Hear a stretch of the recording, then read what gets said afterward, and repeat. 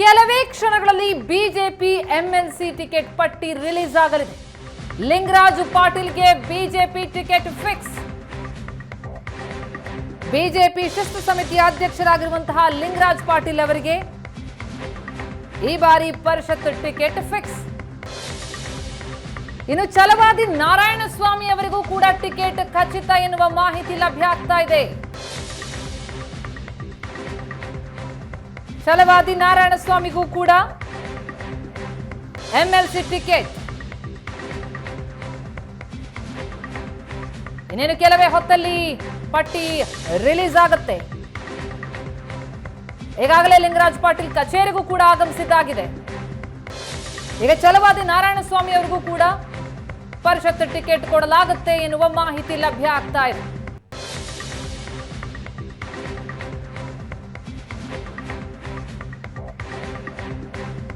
High command ಯಾರಿಗೆ ಮಣೆ ಹಾಕುತ್ತೆ ಅನ್ನೋದು ತೀವ್ರ ಕುತೂಹಲ. ಛಲವಾದಿ ನಾರಾಯಣಸ್ವಾಮಿ ಅವರ ಹೆಸರು ಕೇಳಿ ಬಂದಿತ್ತು.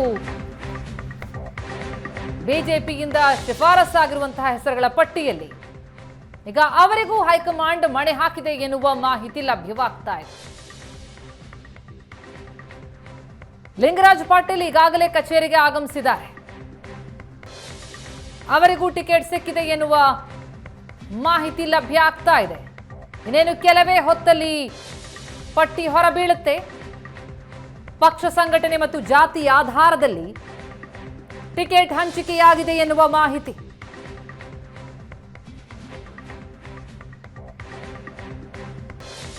ಲಿಂಗರಾಜು ಪಾಟೀಲ್ ಮತ್ತು ಛಲವಾದಿ ನಾರಾಯಣಸ್ವಾಮಿ ಅವರಿಗೆ ಟಿಕೆಟ್ ಫಿಕ್ಸ್ ಎನ್ನುವ ಮಾಹಿತಿ ಲಭ್ಯ ಆಗ್ತಾ ಇದೆ. ಅಚ್ಚರಿಯ ಹೆಸರುಗಳು ಹೊರಬರುತ್ತೆ. ಬಿಜೆಪಿ ಹೈಕಮಾಂಡ್ ಅಚ್ಚರಿಯ ಆಯ್ಕೆ ಮಾಡಲಿದೆ ಎನ್ನುವಂತಹ ಮಾಹಿತಿಗಳು ಲಭ್ಯ ಆಗ್ತಾ ಇತ್ತು. ಹಾಗಿದ್ರೆ ಯಾರಿಗೆ ಮಣೆ ಅನ್ನೋದು ಪ್ರಶ್ನೆಯಾದ್ರೆ ಈಗ ಛಲವಾದಿ ನಾರಾಯಣಸ್ವಾಮಿ ಅವರಿಗೂ ಕೂಡ ಟಿಕೆಟ್ ಫಿಕ್ಸ್ ಎನ್ನುವ ಮಾಹಿತಿ ಲಭ್ಯ ಆಗ್ತಾ ಇದೆ. ಈಗಾಗಲೇ ಲಿಂಗರಾಜು ಪಾಟೀಲ್ ಮತ್ತು ಕೇಶವ್ ಪ್ರಸಾದ್ ಕಚೇರಿಗೆ ಬಂದಿದ್ದಾರೆ. ಅವರ ನಗುಮುಖ, ಬಾಡಿ ಲ್ಯಾಂಗ್ವೇಜ್ ನೋಡ್ತಾ ಹೋದ್ರೆ ಸಂಭ್ರಮದಲ್ಲಿದ್ದಂತಿದೆ. ಆದರೆ ಇನ್ನೂ ಕೂಡ ಪಟ್ಟಿ ಹೊರಬಿದ್ದಿಲ್ಲ. ಆದರೆ ಬರ್ತಾ ಇರುವಂತಹ ಮಾಹಿತಿಯ ಪ್ರಕಾರ ಲಿಂಗರಾಜ್ ಪಾಟೀಲ್ ಮತ್ತು ಛಲವಾದಿ ನಾರಾಯಣಸ್ವಾಮಿ ಅವರಿಗೆ ಟಿಕೆಟ್ ಫಿಕ್ಸ್ ಅಂತ ಹೇಳಲಾಗ್ತಾ ಇದೆ.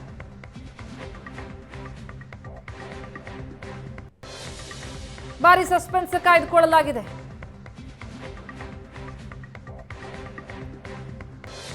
ಇನ್ನೇನು ಕೆಲವೇ ಹೊತ್ತಲ್ಲಿ ಅಳೆದು ತೂಗಿ ಟಿಕೆಟ್ ಯಾರಿಗೆ ಎನ್ನುವ ಪಟ್ಟಿ ಹೊರಬೀಳುತ್ತೆ.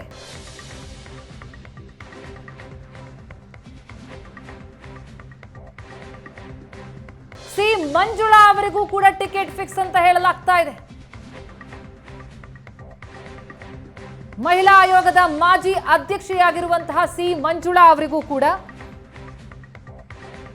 ಎಂಎಲ್ಸಿ ಟಿಕೆಟ್ ಫಿಕ್ಸ್ ಅಂತ ಹೇಳಲಾಗ್ತಾ ಇದೆ. ಮಹಿಳಾ ಕೋಟಾದಡಿ ಹಾಗಿದ್ರೆ ಸಿ ಮಂಜುಳಾ ಅವರಿಗೆ ಟಿಕೆಟ್ ಫಿಕ್ಸ್ ಆಗ್ತಿದ್ಯಾ? ಗೀತಾ ವಿವೇಕಾನಂದ ಅವರ ಹೆಸರು ಕೂಡ ಬಲವಾಗಿ ಕೇಳಿ ಬರ್ತಾ ಇತ್ತು. ಈಗ ಬರ್ತಾ ಇರುವಂತಹ ಮಾಹಿತಿ ಪ್ರಕಾರ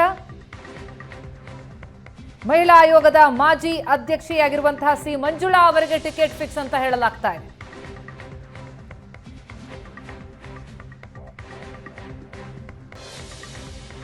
ಭಾರಿ ಸಸ್ಪೆನ್ಸ್ ಕಾಯ್ದುಕೊಳ್ಳಲಾಗ್ತಾ ಇದೆ. ಕ್ಷಣ ಕ್ಷಣಕ್ಕೂ ಕುತೂಹಲ ಹೆಚ್ಚಾಗ್ತಿದೆ. ಇನ್ನೇನು ಕೆಲವೇ ಕ್ಷಣಗಳಲ್ಲಿ ಹೆಸರು ಪ್ರಕಟ ಆಗುತ್ತೆ. ಅಚ್ಚರಿಯ ಹೆಸರುಗಳು ಹೊರಬೀಳುತ್ತಾ ಅಥವಾ ಈಗ ಬರ್ತಾ ಇರುವಂತಹ ಮಾಹಿತಿಗಳು ಖಚಿತವಾಗಲಿದೆಯಾ? ಲಿಂಗರಾಜು ಪಾಟೀಲ್, ಛಲವಾದಿ ನಾರಾಯಣಸ್ವಾಮಿ, ಸಿ ಮಂಜುಳಾ ಅವರ ಹೆಸರೀಗ ಕೇಳಿ ಬರ್ತಾ ಇದೆ.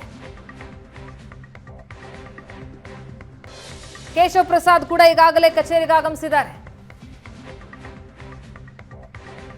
ಬಿಜೆಪಿ ಶಿಸ್ತು ಸಮಿತಿಯ ಅಧ್ಯಕ್ಷರಾಗಿರುವಂತಹ ಲಿಂಗರಾಜ್ ಪಾಟೀಲ್ ಪಂಚಮಸಾಲಿ ಸಮುದಾಯಕ್ಕೆ ಸೇರಿದವರು. ಛಲವಾದಿ ನಾರಾಯಣಸ್ವಾಮಿ ಅವರ ಹೆಸರು ಕೂಡ ಈ ಹಿಂದೆ ಕೇಳಿ ಬಂದಿತ್ತು.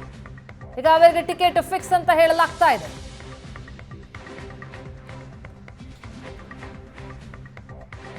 ಜೊತೆಗೆ ಸಿ ಮಂಜುಳಾಗೂ ಕೂಡ ಪರಿಷತ್ ಟಿಕೆಟ್ ಫಿಕ್ಸ್ ಆಗುವ ಸಾಧ್ಯತೆ. ಬಿಜೆಪಿ ಪಟ್ಟಿ ಇನ್ನೇನು ಕೆಲ ಕ್ಷಣಗಳಲ್ಲೇ ರಿಲೀಸ್ ಆಗುತ್ತೆ. ಎಸ್, ಈ ಬೆಳವಣಿಗೆ ಬಗ್ಗೆ ಇನ್ನಷ್ಟು ಡೀಟೇಲ್ಸ್ ಕೊಡ್ತಾರೆ ನಮ್ಮ ರಿಪೋರ್ಟರ್ ರವಿ ಶಿವರಾಮ್ ಈಗ ಸಂಪರ್ಕದಲ್ಲಿದ್ದಾರೆ. ರವಿ, ಮತ್ತಷ್ಟು ಹೆಸರುಗಳು ಕೇಳಿ ಬರ್ತಾ ಇದೆ, ಖಚಿತ ಮಾಹಿತಿಗಳು ಲಭ್ಯ ಆಗ್ತಿದೆಯಾ? ಈಗ ಛಲವಾದಿ ನಾರಾಯಣ ಸ್ವಾಮಿ ಅವರಿಗೆ ಮಂಜುಳಾವಿಗೂ ಕೂಡ ಫಿಕ್ಸ್ ಆಗ್ತಿದೆಯಾ, ಹೇಗೆ?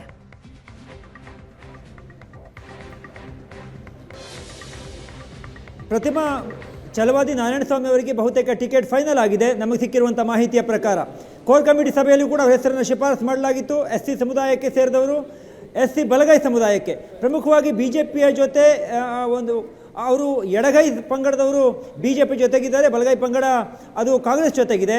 ಹಾಗಾಗಿ ರಾಜಕೀಯವಾಗಿ ಮತಗಳ ಕ್ರೋಢೀಕರಣದ ಹಿನ್ನೆಲೆಯಲ್ಲಿ ಛಲವಾದಿ ನಾರಾಯಣಸ್ವಾಮಿ ಅವರಿಗೆ ಟಿಕೆಟನ್ನು ಫೈನಲ್ ಮಾಡಲಾಗಿದೆ ಅನ್ನುವಂಥದ್ದು ಈಗಿರುವಂಥ ಮಾಹಿತಿ. ನಮಗೆ ಸಿಕ್ಕಿರುವಂಥ ಮಾಹಿತಿಯ ಪ್ರಕಾರ ಪ್ರತಿಮಾ, ಛಲವಾದಿ ನಾರಾಯಣಸ್ವಾಮಿ ಅವರಿಗೆ BJP ಕಚೇರಿಗೆ ಬರ್ತಾ ಇದ್ದಾರೆ. ಅವರಿಗೆ BJP ಕಚೇರಿಯಿಂದ ಕರೆ ಹೋಗಿದೆ ಅನ್ನುವಂಥದ್ದು ನಮಗೀಗ ಬರ್ತಾ ಇರುವಂಥ ಮಾಹಿತಿ. ಈಗ ಕೇಶವ ಪ್ರಸಾದ್ ಇರಬಹುದು, ಛಲವಾದಿ ನಾರಾಯಣಸ್ವಾಮಿ ಇರಬಹುದು, ಇವರ ಹೆಸರುಗಳು ಫೈನಲ್ ಆಗ್ತಾ ಇದೆ. ಜೊತೆಗೆ ಲಿಂಗರಾಜು ಅವರು ಕೂಡ ಈಗಾಗಲೇ BJP ಕಚೇರಿಯಲ್ಲಿದ್ದಾರೆ. ಇನ್ನೊಂದು ಮಂಜುಳಾ ಅವರು ಹಾಲಿ BJPಯ ಉಪಾಧ್ಯಕ್ಷರಾಗಿದ್ದರೆ, ಹಿಂದೆ ಮಹಿಳಾ ಆಯೋಗದ ಅಧ್ಯಕ್ಷರಾಗಿದ್ದವರು, ಶಿವಮೊಗ್ಗ ಮೂಲ. ಮಂಜುಳಾ ಅವರ ಹೆಸರು ಕೂಡ ಬಲವಾಗಿ ಕೇಳಿ ಬರ್ತಾ ಇದ್ದಾವೆ. ಗೀತಾ ವಿವೇಕಾನಂದ, ಮಂಗಳಾ ಶ್ರೀಧರ್ ಜೊತೆಗೆ ಮಂಜುಳಾ ಅವರದ್ದು, ಈ ಮೂವರಲ್ಲಿ ಪೈಪೋಟಿ ಇತ್ತು. ಹಾಗಾಗಿ ಫೈನಲಿ ಮಂಜುಳಾ ಅವರಿಗೆ ಅವಕಾಶ ಸಿಗಬಹುದು ಎನ್ನುವಂಥದ್ದು ಈಗ ಸಿಗ್ತಾ ಇರುವಂಥ ಮಾಹಿತಿ. ಅಂತಿಮವಾಗಿ ಇನ್ನೂ ಕೂಡ ಅವರ ಹೆಸರಲ್ಲಿ ಒಂದಿಷ್ಟು ಕನ್ಫ್ಯೂಷನ್ಗಳಿದ್ದಾವೆ ಪ್ರತಿಮಾ. ಆದರೆ ಛಲವಾದಿ, ಲಿಂಗರಾಜು ಇವರಿಗೆ ಟಿಕೆಟ್ ಫೈನಲ್ ಆಗಿದೆ ಮತ್ತು ಕೇಶವ ಪ್ರಸಾದ್ ಅವರಿಗೂ ಕೂಡ ಪಾರ್ಟಿ ಕಚೇರಿಯಿಂದ ಕರೆ ಹೋಗಿದೆ ಎನ್ನುವಂಥದ್ದು ನಮಗೀಗ ಸದ್ಯಕ್ಕೆ ಸಿಗ್ತಾ ಇರುವಂಥ ಮಾಹಿತಿ ಪ್ರತಿಮಾ. ರವಿ, ಜೊತೆಗೆ ಸುಬ್ರಾ ಅವರ ಹೆಸರು ಕೂಡ ಕೇಳಿ ಬಂದಿತ್ತು. ಅಂದ್ರೆ ಇನ್ನೂ ಕೂಡ ಸಸ್ಪೆನ್ಸ್ ಅನ್ನ ಕಾಯ್ದಿರಿಸಲಾಗ್ತಾ ಇದೆ, ಬಹಳಷ್ಟು ಹೆಸರುಗಳು ಆಡ್ ಆಗ್ತಾ ಇದೆ. ಇನ್ ಕೆಲವು ಹೆಸರುಗಳು ಈ ಬೆಳಗಿನಿಂದ ಕೇಳಿ ಬರ್ತಾ ಇತ್ತು. ನೋಡ್ತಾ ಹೋದ್ರೆ ಕೊನೆ ಕ್ಷಣದವರೆಗೂ ಕೂಡ ಕುತೂಹಲವನ್ನ ಕಾಯ್ದುಕೊಳ್ಳಲಾಗುತ್ತಾ ಅಂತ? ಪ್ರತಿಮಾ, ನಿಶ್ಚಿತವಾಗಿ ಬಿಜೆಪಿ ಹೈಕಮಾಂಡ್ ಯಾವತ್ತೂ ಕೂಡ ಸಸ್ಪೆನ್ಸನ್ನು ಬಿಟ್ಕೊಟ್ಟಿಲ್ಲ. ಯಾಕೆಂದರೆ ಅದು ಹಿಂದೆ ರಾಜ್ಯಸಭೆಗೆ ಆಯ್ಕೆ ಆದ ಸಂದರ್ಭ ಇರ್ಬೋದು, ಪರಿಷತ್ಗೆ ಆಯ್ಕೆ ಮಾಡುವಂಥ ಸಂದರ್ಭ ಇರ್ಬೋದು, ಎಲ್ಲಿಯೂ ಕೂಡ ಅವರು ಒಂದು ನೇರವಾಗಿ ಇವರು ಆಗ್ತಾರೆ ಹೇಳುವಂಥದ್ದಾಗಿರ್ಬೋದು, ಅಥವಾ ಪಟ್ಟಿಯನ್ನು ಎಲ್ಲ ಪಕ್ಷಗಳಿಂದ ಮೊದಲೇ ಬಿಡುಗಡೆ ಮಾಡುವಂಥ ಯಾವ ಒಂದು ಪ್ರಮೇಯಕ್ಕೂ ಕೂಡ ಆಸ್ಪದವನ್ನು ಕೊಡೋದಿಲ್ಲ. ಹಾಗಾಗಿ ನಿನ್ನೆ ಕಾಂಗ್ರೆಸ್ ಅವರ ಪಟ್ಟಿ ಬಿಡುಗಡೆ ಆಯಿತು, ನಿನ್ನೆ ರಾತ್ರಿ ಪಟ್ಟಿ ಬಿಡುಗಡೆ ಆಗಬಹುದು ಹೇಳುವಂಥದ್ದು ಹಿನ್ನೆಲೆಯಲ್ಲಿ ನಾವೆಲ್ಲರೂ ಕೂಡ ಒಂದಿಷ್ಟು ಕಾದ್ವಿ. ಆದರೆ ಅಂತಿಮವಾಗಿ ಇಲ್ಲಿ ತನಕ ಪಟ್ಟಿ ಬಿಡುಗಡೆ ಆಗಿಲ್ಲ. BJP ಕಚೇರಿಯಿಂದ ಯಾರಿಗೆಲ್ಲ ಕರೆ ಹೋಗಿದೆ, ಯಾರೆಲ್ಲ ಹೆಸರು ಬಹಳ ಬಲವಾಗಿ ಕೇಳಿ ಬರ್ತಾ ಇತ್ತು, ಆ ಆಧಾರದ ಮೇಲೆ ನಾವೀಗ ಮಾಹಿತಿಯನ್ನು ಕಲೆ ಹಾಕಿ ಮೂವರ ಹೆಸರುಗಳನ್ನು ಫೈನಲ್ ಆಗಿದೆ ಅನ್ನೋದನ್ನು ಹೇಳ್ತಾ ಇದ್ದೀವಿ. ಅಂತಿಮವಾಗಿ ನೀವು ಹೇಳಿದಂತೆ ಕುತೂಹಲ ಸಹಜವಾಗಿದೆ. ಯಾಕೆಂದರೆ ಪಟ್ಟಿ ಅಧಿಕೃತವಾಗಿ ಬರೋ ತನಕ ಕೊನೆಯ ಕ್ಷಣದಲ್ಲಿ ಯಾರ ಹೆಸರನ್ನು ಬದಲಾವಣೆ ಮಾಡಬಹುದು, ಯಾರಿಗೆ ಅವಕಾಶ ಸಿಗಬಹುದು ಎನ್ನುವಂಥದ್ದು. BJPಯಲ್ಲಿ ಅಂಥ ಬೆಳವಣಿಗೆಗಳು ಸಚಿವ ಸ್ಥಾನಕ್ಕಾಗಿ ನಡೆಯುವಂಥ ಸಂದರ್ಭದಲ್ಲೂ ಕೂಡ ಆಗಿದ್ದಾವೆ. ಕೋಟಾ ಶ್ರೀನಿವಾಸ್ ಪೂಜಾರಿ ಇರ್ಬೋದು, ಆಲ್ರೆಡಿ ಶ್ರೀನಿವಾಸ್ ಶೆಟ್ಟರ್ ನಡುವೆ ಆಗ ಮಂತ್ರಿ ಆಗಬೇಕು ಅಂತ ಸಂದರ್ಭ ಬಂದಾಗ ಶ್ರೀನಿವಾಸ್ ಪೂಜಾರಿ ಅವರ ಹೆಸರಿರಲಿಲ್ಲ, ಹಾಲಾಡಿ ಶ್ರೀನಿವಾಸ್ ಶೆಟ್ಟರ್ ಹೆಸರಿತ್ತು, ಕೋಟಾ ಶ್ರೀನಿವಾಸ್ ಪೂಜಾರಿ ಅವರ ಹೆಸರಿರಲಿಲ್ಲ. ಹಾಗಾಗಿ ಇಂಥ ಬೆಳವಣಿಗೆಗಳು BJP ಪಕ್ಷದಲ್ಲಿ ಬಹಳ ಬಹುತೇಕವಾಗಿ ಆಗ್ತಾ ಇದೆ. ಅದು ಇತ್ತೀಚೆಗೆ ಕಾಂಗ್ರೆಸ್ನಲ್ಲಿ ಕೂಡ ಬಹಳ ನಿನ್ನೆಯ ಬೆಳವಣಿಗೆ ನೋಡಿದಾಗ ಕಾಂಗ್ರೆಸ್ನಲ್ಲೂ ಕೂಡ ಅಂಥ ಬೆಳವಣಿಗೆಗಳು ಈಗ ಆಗ್ತಾ ಇದ್ದಾವೆ. ಒಟ್ಟಾರೆಯಾಗಿ BJP ತಾನು ಹೇಗೆ ಗೌಪ್ಯತೆಯನ್ನು ಕಾಪಾಡಿಕೊಂಡು ಬರ್ತಾ ಇದೆಯೋ ಈ ಪಟ್ಟಿ ವಿಚಾರದಲ್ಲಿ, ಹೆಸರುಗಳು ಅಂತಿಮ ಮಾಡುವಂಥ ವಿಚಾರದಲ್ಲಿ, ಈ ಪರಿಷತ್ಗೆ 4 ಸ್ಥಾನಕ್ಕಾಗಿ ನಡೀತಾ ಇರುವಂಥ ಈ ಒಂದು ಚುನಾವಣೆಗಾಗಿಯೂ ಕೂಡ ಅಷ್ಟೇ, ಇಲ್ಲಿಯೂ ಕೂಡ ಅಧಿಕೃತವಾಗಿ ಇನ್ನೂ ಪಟ್ಟಿ ಬಿಡುಗಡೆ ಆಗಿಲ್ಲ. ಆದರೆ 3 ಹೆಸರುಗಳ ಪ್ರತಿಮಾ ಅಂತಿಮವಾಗಿ ಆಗಿದ್ದಾವೆ ಹೇಳುವಂಥದ್ದು ನಮಗಿರುವಂಥ ಮಾಹಿತಿ ಅಷ್ಟೇ. ಈಗ ಕಚೇರಿಗೆ ಸದ್ಯಕ್ಕೆ ಯಾರೆಲ್ಲ ಬಂದಿದ್ದಾರೆ ಅಂದ್ರೆ, ಒಂದು ಈ ಪಟ್ಟಿಯಲ್ಲಿ ಕೇಳಿ ಬರ್ತಾ ಇರುವಂತಹ ಹೆಸರುಗಳ ಪೈಕಿ ಇರುವಂಥವ್ರು, ಅದರ ಜೊತೆಗೆ ಮುಖಂಡರುಗಳು ಯಾರ್ಯಾರಲ್ಲಿ ಕಂಡು ಬರ್ತಾ ಇರುವಂಥದ್ದು, ಎಷ್ಟು ಹೊತ್ತಾಗ್ಬೋದು ಪಟ್ಟಿ ರಿಲೀಸ್ ಆಗೋದಕ್ಕೆ, ಆ ಬಗ್ಗೆ ಏನಾದರೂ ಖಚಿತ ಮಾಹಿತಿಗಳು ಲಭ್ಯ ಇದೆಯಾ ಅಂತ? ಪ್ರತಿಮಾ, ಲಿಂಗರಾಜು ಅವರು ಈಗಾಗಲೇ BJP ಕಚೇರಿಗೆ ಬಂದಿದ್ದಾರೆ. ಪ್ರಥಮವಾಗಿ ಬಂದಂಥವರು ಅವರೇ. ಈಗ ಛಲವಾದಿ ನಾರಾಯಣಸ್ವಾಮಿ ಅವರು ಎಲ್ಲ ಡಾಕ್ಯುಮೆಂಟ್ಗಳನ್ನು ರೆಡಿ ಮಾಡಿಕೊಂಡು BJP ಕಚೇರಿಗೆ ಬರ್ತಾ ಇದ್ದಾರೆ ಅನ್ನುವಂಥದ್ದು ಮಾಹಿತಿ. ಜೊತೆಗೆ ಮಂಜುಳಾ ಅವರಿಗೂ ಕೂಡ BJP ಕಚೇರಿಯಿಂದ ಕರೆ ಹೋಗಿದೆ, ಅವರು ಕೂಡ BJP ಕಚೇರಿ ಅಂತ ಬರ್ತಾ ಇದ್ದಾರೆ ಅನ್ನುವಂಥ ಮಾಹಿತಿ ಇದೆ. ಇನ್ನು ಕೇಶವ ಪ್ರಸಾದ್ ಅವರು BJP ಕಚೇರಿಯಲ್ಲಿ ಇದ್ದಾರೆ ಅನ್ನುವಂಥ ಮಾಹಿತಿ ಇತ್ತು, ಆದರೆ ಅವರು ಇನ್ನೂ ಕೂಡ BJP ಕಚೇರಿ ಕಡೆ ಬಂದಿಲ್ಲ. ಹಾಗಾಗಿ ಈಗ ಅಧಿಕೃತವಾಗಿ BJP ಕಚೇರಿ ಇರುವ ಲಿಂಗರಾಜು ಹಾಗೆ ಛಲವಾದಿ ನಾರಾಯಣಸ್ವಾಮಿ ಅವರು BJP ಕಚೇರಿ ಅಂತ ಬರ್ತಾ ಇದ್ದಾರೆ. ಮಂಜುಳಾ ಅವರು ಕೂಡ BJP ಕಚೇರಿಯಿಂದ ಕರೆ ಹೋಗಿದೆ, ಹಾಗಾಗಿ ಅವರು ಕೂಡ ಬರ್ತಾ ಇದ್ದಾರೆ ಅನ್ನುವಂಥದ್ದು ನಮಗೀಗ ಸದ್ಯಕ್ಕೆ ಸಿಕ್ಕಿರುವಂಥ ಮಾಹಿತಿ ಪ್ರತಿಮಾ. BY ವಿಜೇಂದ್ರ ಅವರ ಹೆಸರು ಆರಂಭದಲ್ಲಿ ಕೇಳಿತ್ತು, ನಂತರ ಅವರಿಗೆ ಕೊಡೋದಕ್ಕಾಗಲ್ಲ, ಯಡಿಯೂರಪ್ಪ ಅವರನ್ನ ಈ ಬಗ್ಗೆ ಅವರ ಮನವೊಲಿಸುವಂಥ ಪ್ರಯತ್ನಗಳಾಗುತ್ತೆ ಅಂತ ಹೇಳಲಾಗ್ತಾ ಇತ್ತು. ಈಗಂತೂ ಆ ಹೆಸರು ಕೇಳಿ ಬರ್ತಿಲ್ಲ, ಅದಂತೂ ಪಕ್ಕ ಅಂತ ಅನಿಸ್ತಾ ಇದೆ. ಹಾಗೆ ನೋಡ್ತಾ ಹೋದ್ರೆ ವಿಜೇಂದ್ರ ಅವರಿಗೆ ಟಿಕೆಟ್ ಇಲ್ಲ ಅನ್ನೋದು ಅಲ್ವಾ? ಅವತ್ತಿನ ಕೋರ್ ಕಮಿಟಿ ಸಭೆಯಲ್ಲಿ ಏನಾಯಿತು ಹೇಳೋದಾದರೆ ಗೋವಿಂದ ಕಾರಜೋಳ ಅವರು ಮತ್ತು ಆರ್ ಅಶೋಕ್ ಅವರು ವಿಜಯೇಂದ್ರ ಹೆಸರನ್ನು ಸೂಚಿಸಿದರು. ಪ್ರಥಮವಾಗಿ 4 ಜನರ ಹೆಸರನ್ನು ಕಳಿಸಬೇಕು ಅನ್ನುವಂಥ ಚರ್ಚೆ ಇತ್ತು. ಆದರೆ ಅಂತಿಮವಾಗಿ ವಿಜಯೇಂದ್ರ ಹೆಸರನ್ನು ಅಶೋಕ್ ಮತ್ತು ಗೋವಿಂದ ಕಾರಜೋಳ ಅವರು ಪ್ರಸ್ತಾಪವನ್ನು ಮಾಡಿದಾಗ ಒಂದು ಲೈನ್ ಚರ್ಚೆಯನ್ನು ಕೂಡ ಮಾಡದೆ ಆಯಿತು ಸೇರಿಸಿ ಹೇಳುವಂಥ ಮಾತುಗಳನ್ನು ಅರುಣ್ ಸಿಂಗ್ ಅವರು ಅವತ್ತಿನ ಕೋರ್ ಕಮಿಟಿ ಸಭೆಯಲ್ಲಿ ಹೇಳ್ತಾ ಇದ್ರು. ಅದರ ನಂತರದಲ್ಲಿ ನಾವೆಲ್ಲರೂ ಕೂಡ ವಿಶ್ಲೇಷಣೆಯನ್ನು ಮಾಡಿದ್ವಿ. ಅಥವಾ BJPಯ ಈ ಹಿಂದೆ ತೆಗೆದುಕೊಂಡಂಥ ಒಂದಿಷ್ಟು ನಿರ್ದಾಕ್ಷಿಣ್ಯವಾದ ನಿರ್ಧಾರಗಳನ್ನು ನೋಡಿದಾಗ ವಿಜೇಂದ್ರ ಅವರಿಗೆ ಟಿಕೆಟನ್ನು ಕೊಡುವಂಥ ಸಾಧ್ಯತೆಗಳು ತೀರಾ ಕಡಿಮೆ ಅನ್ನೋದನ್ನು ನಾವೇ ಮಾತಾಡಿದ್ದೀವಿ. ಯಾಕೆಂದರೆ BY ವಿಜೇಂದ್ರ ಅವರು 2023 ಚುನಾವಣೆಗೆ ವಿಧಾನಸಭೆಗೆ ಅವಕಾಶವನ್ನು ಪಕ್ಷದ ಸಂಘಟನೆ ಪಕ್ಷ ಮಾಡಿಕೊಡಬಹುದು. ಆದರೆ ಈಗ ಹಾಲಿ ಯಡಿಯೂರಪ್ಪನವರು ಶಾಸಕರಿರುವಂಥ ಸಂದರ್ಭದಲ್ಲಿ, ರಾಘವೇಂದ್ರ ಅವರು ಸಂಸದರಿರುವಂಥ ಸಂದರ್ಭದಲ್ಲಿ ವಿಜೇಂದ್ರ ಅವರಿಗೆ ಪರಿಷತ್ತಿಗೆ ಕಳಿಸುವುದರ ಮೂಲಕ ಒಂದೇ ಕುಟುಂಬದ 3 ಕೇಂದ್ರ BJP ಹೈಕಮಾಂಡ್ ಅವಕಾಶವನ್ನು ಮಾಡಿಕೊಡುವಂಥ ಸಾಧ್ಯತೆಗಳು ತೀರಾ ಕಡಿಮೆ ಅನ್ನುವಂಥ ಮಾತುಗಳನ್ನು ಮಾಡಿದ್ವಿ. ಅದಕ್ಕೆ ಈಗಿರುವಂಥ ಮಾಹಿತಿಯ ಪ್ರಕಾರ ವಿಜೇಂದ್ರ ಅವರಿಗೆ ಟಿಕೆಟ್ ಘೋಷಣೆಯನ್ನು ಮಾಡೋದಿಲ್ಲ ಅಥವಾ ಅವರಿಗೆ ಅವಕಾಶವನ್ನು ಕೊಟ್ಟಿಲ್ಲ ಅನ್ನುವಂಥದ್ದು ನಮಗೆ ಬರ್ತಾ ಇರುವಂಥ ಮಾಹಿತಿ. ಯಾಕೆಂದರೆ ಸಹಜವಾಗಿ ನೆಕ್ಸ್ಟ್ 2023 ವಿಧಾನಸಭಾ ಚುನಾವಣೆ ಸಂದರ್ಭದಲ್ಲಿ BS ಯಡಿಯೂರಪ್ಪನವರು ಚುನಾವಣಾ ರಾಜಕೀಯದಿಂದ ಹಿಂದಕ್ಕೆ ಹೋಗ್ತಾರೆ. ಆಗ ವಿಜೇಂದ್ರ ಅವರಿಗೆ ಅವಕಾಶವನ್ನು ಮಾಡಿಕೊಡೋದಕ್ಕೆ BJP ಹೈಕಮಾಂಡ್ ಒಪ್ಪಿಗೆಯನ್ನು ಕೊಡಬಹುದು. ಆದರೆ ಈಗ ಸದ್ಯದ ಮಟ್ಟಿಗೆ ಚುನಾವಣೆಯನ್ನು ಮುಂದೆ ಇಟ್ಟುಕೊಂಡು 3 ಅವಕಾಶವನ್ನು ಮಾಡಿಕೊಡುವ ಸಾಧ್ಯತೆಗಳು ತೀರಾ ಕಡಿಮೆ ಅನ್ನುವಂಥದ್ದು BJP ವಲಯದಲ್ಲಿ ಬಹಳ ಗಟ್ಟಿಯಾಗಿ ಚರ್ಚೆ ಆಗಿದ್ವು. ಅದು ನಮ್ಮ ಗಮನಕ್ಕೆ ಬಂದಿತ್ತು. ಹಾಗಾಗಿ BJPಯಲ್ಲಿ ಈಗ ಯಡಿಯೂರಪ್ಪನವರ ಪುತ್ರ ಇನ್ನು BY ವಿಜೇಂದ್ರ ಅವರಿಗೆ ಈ ಪರಿಷತ್ಗೆ ಅವಕಾಶವನ್ನು ಕೊಡುವಂಥ ಸಾಧ್ಯತೆಗಳು ಇಲ್ಲಿಯ ತನಕ ತುಂಬ ಕಡಿಮೆ ಅಂತ ಕಾಣ್ತಾ ಇದೆ. ರವಿ, ಅಂದ್ರೆ ಸ್ಟ್ರಾಟಜಿ ಏನು BJPಯದು? ಈಗ ಕೇಳಿ ಬರ್ತಾ ಇರುವಂತಹ ಹೆಸರುಗಳನ್ನ ಗಮನಿಸ್ತಾ ಹೋದ್ರೆ ಏನು ಸ್ಟ್ರಾಟಜಿ, ಯಾವ ಮಾನದಂಡಗಳ ಆಧಾರದ ಮೇಲೆ ಟಿಕೆಟ್ಗಳನ್ನ ಫಿಕ್ಸ್ ಮಾಡಲಾಗ್ತಾ ಇದೆ ಅಂತ ಅನಿಸ್ತಿದೆ?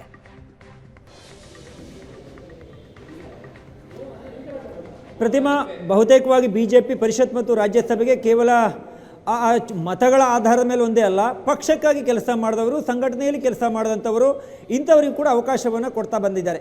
ಈಗ ಯಲ್ಲಾಪುರ ಭಾಗದ ಸಿದ್ದಿ ಅವರಿಗೂ ಕೂಡ BJP ಅವರಿಗೆ ಪರಿಷತ್ತಿಗೆ ಕಳಿಸಿದೆ, ಮೇಲ್ಮನೆಗೆ ಅವರನ್ನು ಆಯ್ಕೆ ಮಾಡಿದೆ.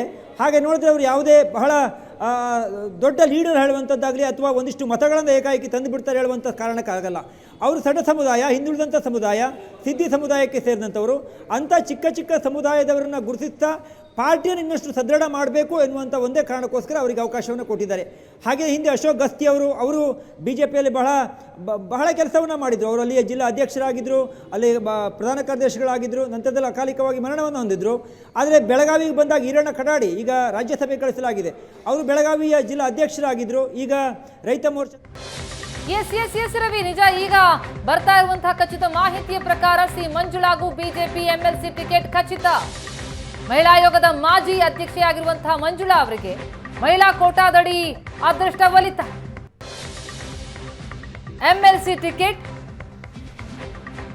ಸಿ ಮಂಜುಳಾಗೆ ಖಚಿತ. ಮಹಿಳಾ ಕೋಟಾದಡಿ ಮಂಜುಳಾಗೆ ಒಲಿದಿದೆ ಅದೃಷ್ಟ. ಶಿವಮೊಗ್ಗ ಜಿಲ್ಲೆಯವರು, ಮಹಿಳಾ ಆಯೋಗದ ಮಾಜಿ ಅಧ್ಯಕ್ಷೆ, ಪ್ರಮುಖವಾಗಿ ಗೀತಾ ವಿವೇಕಾನಂದ ಅವರ ಹೆಸರು, ಮಂಗಳಾ ಶ್ರೀಧರ್ ಅವರ ಹೆಸರುಗಳು ಕೇಳಿ ಬರ್ತಾ ಇತ್ತು. ಆದರೆ ಈಗ ಮಹಿಳಾ ಆಯೋಗದ ಮಾಜಿ ಅಧ್ಯಕ್ಷೆಯಾಗಿರುವಂತಹ ಸಿ ಮಂಜುಳಾ ಅವರಿಗೆ BJPಯ MLC ಟಿಕೆಟ್ ಖಚಿತ ಎನ್ನುವ ಮಾಹಿತಿ ಲಭ್ಯ ಆಗ್ತಾ ಇದೆ. ABVPಯಲ್ಲಿ ಗುರುತಿಸಿಕೊಂಡಂಥವರು, ಶಿವಮೊಗ್ಗದವರು, ಮಹಿಳಾ ಆಯೋಗದ ಮಾಜಿ ಅಧ್ಯಕ್ಷೆಯಾಗಿ ಕಾರ್ಯವನ್ನು ನಿರ್ವಹಿಸಿದಂಥವರು ಮಂಜುಳಾಗೆ BJP MLC ಟಿಕೆಟ್ ಖಚಿತ ಎನ್ನುವ ಮಾಹಿತಿ ಲಭ್ಯ ಆಗ್ತಾ ಇದೆ. ಲಿಂಗರಾಜು ಪಾಟೀಲ್, ಛಲವಾದಿ ನಾರಾಯಣಸ್ವಾಮಿ ಅವರಿಗೆ ಟಿಕೆಟ್ ಖಚಿತ ಎನ್ನುವ ಮಾಹಿತಿಯ ಜೊತೆಗೆ ಸಿ ಮಂಜುಳಾ ಅವರಿಗೂ ಕೂಡ BJP MLC ಟಿಕೆಟ್ ಖಚಿತ.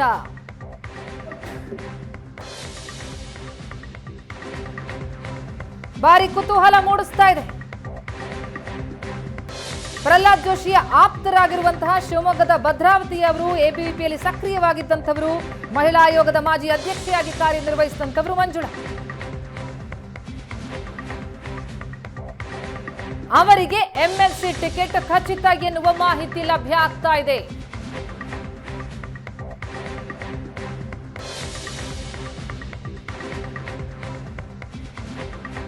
ಈ ಬೆಳವಣಿಗೆ ಬಗ್ಗೆ ಇನ್ನಷ್ಟು ಡೀಟೇಲ್ಸ್ ಪಡೆಯೋಣ. ನಮ್ಮ ರಿಪೋರ್ಟರ್ ರವಿ ಶಿವರಾಮ್ ಈಗ ಸಂಪರ್ಕದಲ್ಲಿದ್ದಾರೆ. ರವಿ, ಈಗ ಬಹಳ ಬಲವಾಗಿ ಕೇಳಿ ಬರ್ತಾ ಇದೆ ಮಂಜುಳಾ ಅವರಿಗೆ ಅದೃಷ್ಟ ಒಲಿದಿದೆ ಅನ್ನುವಂಥದ್ದು. ಮಂಜುಳಾ ಅವರ ಆಯ್ಕೆ ಈಗ ಪಟ್ಟಿ ಪ್ರಕಟ ಆಗ್ತಾ ಇದ್ದಂತೆ ಅದು ಪ್ರಕಟ ಆಗೋದೇ ಆದ್ರೆ ಯಾವ ಆಧಾರದ ಮೇಲೆ ಅಂತ ಅನಿಸುತ್ತೆ ಅವರಿಗೆ ಟಿಕೆಟ್ ಕೊಡುವಂಥದ್ದು? ಪ್ರತಿಮಾ, ನಾನು ಆಗಲೇ ಹೇಳ್ತಾ ಇದ್ದೆ, ಯಾರೆಲ್ಲ ಪಾರ್ಟಿಗೆ ಕೆಲಸವನ್ನು ಮಾಡಿದ್ದಾರೆ ಅವರ ಜಾತಿ ಸಮುದಾಯವನ್ನು ಮಾತ್ರ ನೋಡದೆ ಪಾರ್ಟಿಯಲ್ಲಿ ಕೆಲಸ ಮಾಡಿದಂಥ ಸಣ್ಣ ಸಣ್ಣ ಸಮುದಾಯದನ್ನು ಕೂಡ ಗುರುತಿಸುವಂಥ ಕೆಲಸವನ್ನು BJP ಮಾಡ್ಕೊಂಡು ಬಂದಿದೆ. ಅದು ಮಂಗಳೂರಿನ ಪ್ರತಾಪ್ ಸಿಂಹ ಇರಬಹುದು, ಅವರು ಕೂಡ ಅಲ್ಲಿಯ ಭಾಗದ ಅಧ್ಯಕ್ಷರಾಗಿದ್ದರು, ಜಿಲ್ಲಾ ಅಧ್ಯಕ್ಷರಾಗಿದ್ದರು. ಹಾಗಾಗಿ ಪಾರ್ಟಿಯಲ್ಲಿ ಕೆಲಸ ಮಾಡಿದಂಥ ಕೆಳಹಂತದ ನಾಯಕರಿಗೆ ಒಂದು ರಾಜಕೀಯ ಅವಕಾಶವನ್ನು ಅದು ಕೊಡುವುದರ ಮೂಲಕ ಪಾರ್ಟಿಯನ್ನು ಕಾರ್ಯಕರ್ತರಿಗೆ ಒಂದು ಸಂದೇಶವನ್ನು ಕಳಿಸೋದು.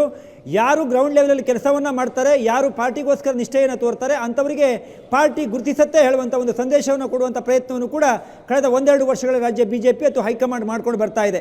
ಅದರ ಭಾಗವಾಗಿ ಈಗ ಮಂಜುಳಾ ಅವರಿಗೂ ಕೂಡ ಅಂತಿಮವಾಗಿ ಟಿಕೆಟನ್ನು ಕೊಡ್ತಾರೆ ಅನ್ನುವಂಥದ್ದು. ಅವರು ABVPಯಲ್ಲಿ ಕೆಲಸವನ್ನಂತ ಮಾಡಿದಂಥವರು ಶಿವಮೊಗ್ಗ ಭಾಗದವರು. ಶಿವಮೊಗ್ಗದಲ್ಲಿ ಭಾನುಪ್ರಕಾಶ್ ಅವರ ಹೆಸರು ಕೂಡ MLCಯನ್ನು ಮಾಡೋದಕ್ಕೆ ಚರ್ಚೆಗಳು ಆಗಿದ್ವು. ಶಿವಮೊಗ್ಗದಲ್ಲಿ ಈಗಾಗಲೇ 500 ಮಂಜುನಾಥ್ ಅವರಿದ್ದಾರೆ, MLC ಆಗಿರುವಂಥ ರುದ್ರೇಶ್ ಅವರಿದ್ದಾರೆ.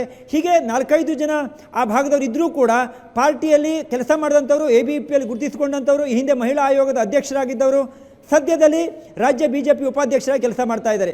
ಅವರು ವಕ್ತಾರರಾಗಿಯೂ ಸಹ ವಕ್ತಾರರಾಗಿಯೂ ಕೂಡ ಕೆಲಸವನ್ನು ಮಾಡಿದ್ದಾರೆ. ಬಹಳ ಹಿರಿಯ ಕಾರ್ಯಕರ್ತರು ಹೇಳುವಂಥ ಕಾರಣಕ್ಕೋಸ್ಕರ ಅವರಿಗೆ ಅವಕಾಶವನ್ನು ಮಾಡಿಕೊಟ್ಟಿರುವಂಥ ಸಾಧ್ಯತೆಗಳಿದೆ. ಯಾಕೆಂದರೆ BJP ಹಿಂದಿನ ಒಂದಿಷ್ಟು ಬೆಳವಣಿಗೆಯನ್ನು ನೋಡಿದಾಗ, BJP ತೆಗೆದುಕೊಂಡಿರುವಂಥ ನಿರ್ಧಾರಗಳನ್ನು ನೋಡಿದಾಗ ಕೇವಲ ಜಾತಿ ಸಮುದಾಯವನ್ನು ಹೊರತುಪಡಿಸಿ ಅವರು ಪಾರ್ಟಿಯಲ್ಲಿ ಬಹಳ ನಿಷ್ಠೆಯಿಂದ ಕೆಲಸ ಮಾಡಿದರು ಎನ್ನುವ ಕಾರಣಕ್ಕೋಸ್ಕರ ಮಂಜುಳಾ ಅವರಿಗೆ ಅವಕಾಶವನ್ನು ಮಾಡಿಕೊಟ್ಟಿರುವಂಥ ಸಾಧ್ಯತೆ ಹೆಚ್ಚಳವಾಗಿದೆ. ರವಿ, ಹಾಗಿದ್ರೆ ಗೀತಾ ವಿವೇಕಾನಂದ, ಮಂಗಳಾ ಶ್ರೀಧರ್ ಅವರ ಹೆಸರುಗಳೇನು ಕೇಳಿ ಬರ್ತಾ ಇತ್ತು? ಅದರಲ್ಲೂ ಪ್ರಮುಖವಾಗಿ ಬೆಳಗಿನಿಂದ ಗೀತಾ ವಿವೇಕಾನಂದ ಅವರಿಗೆ ಪಕ್ಕಾ ಅಂತ ಅನ್ನುವಂಥ ಮಾಹಿತಿಗಳು ಲಭ್ಯ ಆಗ್ತಾ ಇತ್ತು. ಅವರಿಗೆ ಕೈ ತಪ್ಪಿದೆ. ಹಾಗಿದ್ರೆ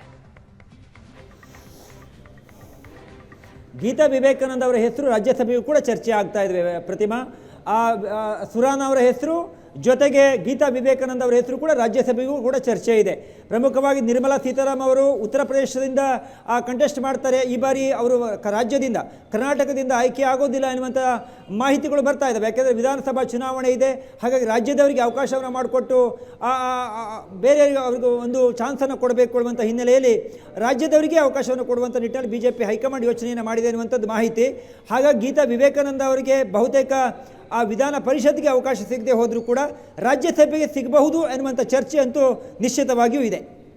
ರವಿ, ಈಗ ಛಲವಾದಿ ನಾರಾಯಣ ಸ್ವಾಮಿ ಅವರ ಆಯ್ಕೆಯಾದಲ್ಲಿ ಅವರಿಗೂ ಕೂಡ ಖಚಿತ ಎನ್ನುವಂತಹ ಪ್ರಬಲ ಮಾಹಿತಿ ಲಭ್ಯ ಆಗ್ತಾ ಇರುವಂತಹ ಹಿನ್ನೆಲೆಯಲ್ಲಿ ಅವರ ಆಯ್ಕೆ ಯಾವ ರೀತಿಯಲ್ಲಿ ಅನಿಸ್ತಾ ಇದೆ? ಅಂದ್ರೆ ಹೈಕಮಾಂಡ್ ಚಿಂತನೆಗೆ ಏನು ಅಂತ?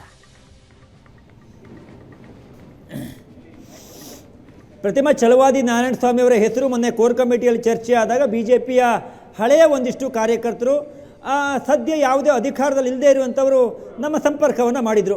BJPಯಲ್ಲಿ ಕೇವಲ ಹೊರಗಡೆಯಿಂದ ಬಂದವರಿಗೆ ಅವಕಾಶವನ್ನು ಮಾಡಿಕೊಟ್ಟ ಕ್ಷಣ BJP ಹೊಸ ಹೊಸ ತಂತ್ರಗಳನ್ನು, ಹೊಸ ಹೊಸ ಸ್ಟ್ರಾಟಜಿಗಳನ್ನು ಮಾಡ್ತಾ ಇದೆ. ಅದು ಬಹಳ ಪ್ಲಸ್ ಆಗ್ತಾ ಇದೆ ಹೇಳುವುದನ್ನು ಮಾತ್ರ ನಾವು ಗಮನಿಸಬಾರ್ದು. BJPಯಲ್ಲಿರುವಂಥ ಹಳೆಯ ಕಾರ್ಯಕರ್ತರು ಕೂಡ ಸಾಕಷ್ಟು ಬೇಸರವನ್ನು ಮಾಡ್ಕೊಂಡಿದ್ದು ಕೂಡ ಇದೆ. ಬಹಿರಂಗವಾಗಿ ಮಾಧ್ಯಮಗಳ ಮುಂದೆ ಬಂದು ಹೇಳದೇ ಇದ್ದರೂ ಕೂಡ ಛಲವಾದಿ ನಾರಾಯಣ ಸ್ವಾಮಿ ಅವರು ಕಾಂಗ್ರೆಸ್ಸಿಂದ ಬಂದಂಥವರು, ಅವ್ರಿಗೆ SC ಮೋರ್ಚಾ ಅಧ್ಯಕ್ಷರನ್ನಾಗಿ ಮಾಡಲಾಗಿದೆ. ಆಗಲೂ ಕೂಡ ಪಾರ್ಟಿಯಲ್ಲಿ ಒಂದಿಷ್ಟು ಮಾತುಗಳು ಹಳೆಯ ಕಾರ್ಯಕರ್ತರು ಬೇಸರವನ್ನು ಮಾಡ್ಕೊಂಡಿದ್ರು ಬೆಂಗಳೂರು ಭಾಗದವರು. ಆದರೆ ಈಗ ಛಲವಾದಿ ನಾರಾಯಣ ಸ್ವಾಮಿ ಅವರಿಗೆ ಬಹುತೇಕವಾಗಿ ಟಿಕೆಟ್ ಫೈನಲ್ ಆಗ್ತಾ ಇದೆ. ಅವರಿಗೆ ಅದು ಅಧಿಕೃತವಾದರೆ BJPಯಲ್ಲಿರುವಂಥ ಬೆಂಗಳೂರು ಭಾಗದ ಒಂದಿಷ್ಟು ಹಿರಿಯ ಕಾರ್ಯಕರ್ತರು ಅಲ್ಲೋ ಇಲ್ಲೋ ಜಾಸ್ತಿ ಮಾಧ್ಯಮಗಳಿಗೆ ಸುದ್ದಿಯಾಗುವ ರೀತಿಯಲ್ಲಂತೂ ಖಂಡಿತ ಮಾತಾಡ್ತಾರೆ ಎನ್ನುವಂಥ ಮಾತು ಒಂದು ಮಾಹಿತಿ ನಮಗಿದೆ. ಯಾಕೆಂದರೆ ಕೋರ್ ಕಮಿಟಿ ಸಭೆಯಲ್ಲಿ ಅವರು ಚರ್ಚೆ ಆದಾಗ ಅವ್ರ ಹೆಸರುಗಳು ಬಂದಾಗ ಈ ರೀತಿಯ ಮಾತುಗಳು BJPಯಲ್ಲಿ ಇದರಲ್ಲಿ ಕೇಳಿ ಬಂದಿದ್ವು. ಹಾಗಾಗಿ ಈಗ ಬಹುತೇಕ ಪ್ರತಿಮಾ ಛಲವಾದಿ ನಾರಾಯಣ ಸ್ವಾಮಿ ಅವರಿಗೆ ಅಧಿಕೃತವಾಗಿದೆ. ದಲಿತ ಬಲಗೈ ಸಮುದಾಯಕ್ಕೆ ಸೇರಿದವರು. ಹಾಗಾಗಿ ಅವರು ಒಂದು ಮತವನ್ನು ಕ್ರೋಢೀಕರಿಸುವ ಹಿನ್ನೆಲೆಯಲ್ಲಿ ನಾನು ಆರಂಭದಲ್ಲಿ ಹೇಳ್ತಾ ಇದ್ದೆ, ಯಾವತ್ತು BJP ಜೊತೆ ದಲಿತ ಎಡಗೈ ಇದೆ, ಬಲಗೈ ಪಂಗಡದವರು ಕಾಂಗ್ರೆಸ್ ಜೊತೆ ಗುರುತಿಸಿಕೊಂಡಿದ್ದಾರೆ ಅನ್ನುವಂಥದ್ದು. ಹಾಗಾಗಿ ಅದೊಂದು ಮತವಾಗಿ ಮುಂದಿನ ವಿಧಾನಸಭೆ ಚುನಾವಣೆ ಸಂದರ್ಭದಲ್ಲಿ ಒಂದಿಷ್ಟು ಅವಕಾಶಗಳು ಸಿಗಬೇಕು ಆ ಸಮುದಾಯಕ್ಕೆ ಎನ್ನುವಂಥ ಹಿನ್ನೆಲೆಯಲ್ಲಿ ಮತವನ್ನು ಜಾಸ್ತಿ ಕ್ರೋಢೀಕರಿಸಿಕೊಳ್ಳುವಂಥ ನಿಟ್ಟಿನಲ್ಲಿ ಅವರಿಗೆ ಅವಕಾಶವನ್ನು ಕೊಟ್ಟಿರಬಹುದು ಅಂತ ಅನಿಸುತ್ತೆ ಈಗ ಸದ್ಯಕ್ಕೆ. Thank you so much Ravi ತಮ್ಮೆಲ್ಲ ಮಾಹಿತಿಗೆ.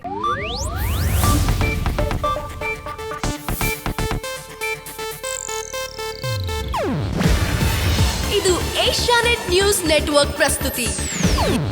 ನೀವು ನೋಡ್ತಿದ್ದೀರಾ ಏಷ್ಯಾನೆಟ್ ಸುವರ್ಣ ನ್ಯೂಸ್.